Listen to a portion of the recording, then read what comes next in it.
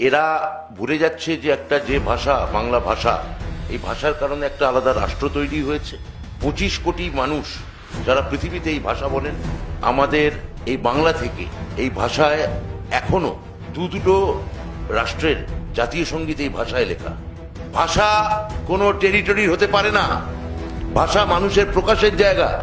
আপনি আপনার ভাষা, যে ভাষায় আপনার জাতীয় সঙ্গীত হয়েছে, যেটা আপনারা আমরা এখনো গোটা ভারতবর্ষ যে গান যে ভাষায় লেখা, তা শুনলে একজন তামিল লোক যে ভাষা শুনলে উঠে দাঁড়ান, একজন ওড়িয়া লোক, একজন গুজরাটি লোক যে ভাষায় গান শুনলে উঠে দাঁড়ান, সেই ভাষাকে আপনি বাংলাদেশি বলে দাগিয়ে দিচ্ছেন।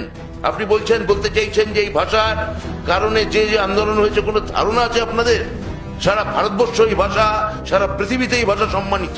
মাতৃভাষা বলে নয়, এই ভাষা ইউনেস্কো দ্বারা স্বীকৃত এবং পৃথিবীর প্রথম 7টা ভাষার মধ্যে এই ভাষাকে অন্যতম হিসেবে গণ্য করা হয়।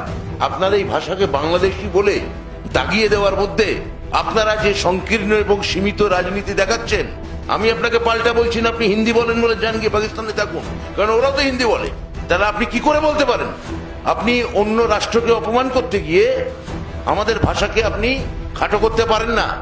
সেখানে এটা একটা, এই বাংলা ভাষাকে বাংলাদেশি বলে চালিয়ে দেওয়া, এটা বিজেপির একটা হিন্দি আগ্রাসন। এই হিন্দি আগ্রাসনের বিরুদ্ধে যে কনসেপ্টে ভারত তৈরি হয়েছিল, বিবিধের মাঝে দেখো মিলন মহান, সে মিলনের ধারণাকে আঘাত করে, আক্রমণ করে। একটা এক ভাষা, এক ধর্ম, এক দেশ, এই তত্ত্ব আমাদের উপর চাপিয়ে দিতে চায়।